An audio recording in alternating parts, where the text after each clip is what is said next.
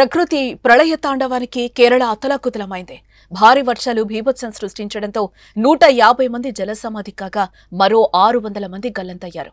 మట్టి తిప్పల కింద బండరాళ్ల చాటున నలిగిన బతుకులు అక్కడ కనిపిస్తాయి. ప్రకృతి విధ్వంసానికి పాల్పడితే ఎంత ప్రళయాన్ని సృష్టిస్తుందో కేరళను చూస్తే స్పష్టంగా కనిపిస్తుంది. అయితే ఇంతటి జల ప్రళయం జరగడానికి కారణమేంటో తెలుసుకుందాం.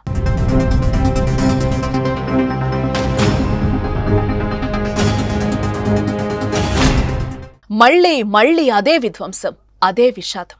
దేవభూమిగా పేరున్న అందాల కేరళలో ప్రతి ఏటా జూలై ఆగస్టు నెలలొస్తే చాలు ప్రజలే కాదు ప్రభుత్వాలు కూడా ఏ క్షణం ఏం జరుగుతుందా అని అనుక్షణం టెన్షన్తో వణికిపోతూ ఉంటారు.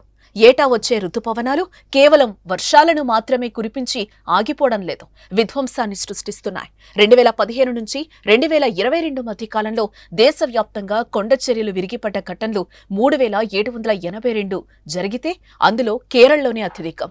తాజాగా మరోసారి వయనాడ్ జిల్లాలో వర్షాలు వరదలు సృష్టించిన బీభత్సంతో కేరళ తీవ్రంగా తల్లడిల్లిపోతోంది.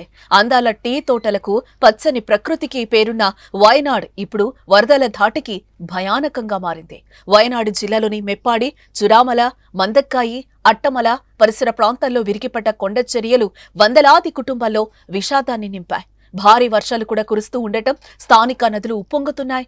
నీటిలో కొట్టుకొస్తున్న మృతదేహాల్లో తమ వారున్నారేమో అన్న భయం, ఆందోళనలో స్థానికులు బిక్కుబిక్కుమంటూ బతుకుతున్నారు.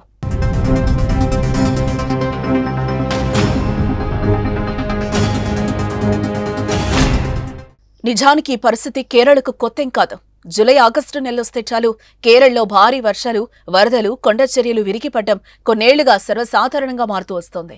కేరళకు పశ్చిమాన విస్తారమైన సముద్ర తీరం ఉంటే తూర్పున పర్వత ప్రాంతాలు ఎక్కువగా ఉంటాయి. దీంతో ప్రతి జూలై నెలాఖరు, ఆగస్టు నెలల్లో విస్తారమైన వర్షాలు కురుస్తాయి. ఫలితంగా కొండల్లో ఉన్న సెలయేళ్లు, నదులు ఉధృతంగా ప్రవహిస్తూ కొన్నిసార్లు ఈ ప్రమాదాలకు కారణమవుతున్నాయి. కేరళలో వయనాడు విషాదానికి అరేబియా సముద్రం వేడెక్కడమూ ఓ కారణమని నిపుణులు అంచనా వేస్తున్నారు.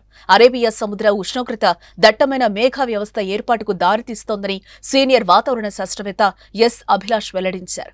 ఈ కారణంగా కేరళలో అతి తక్కువ వ్యవధిలో అత్యంత భారీ వర్షాలు పడి కొండచర్యలు విరిగిపడే అవకాశాలు పెరుగుతున్నాయన్నారు. అరేబియా సముద్ర తీరంలో దట్టమైన మేఘాల ధోరణి శాస్త్రవేత్తలు ముందుగానే గుర్తించారని ఆయన పేర్కొన్నారు.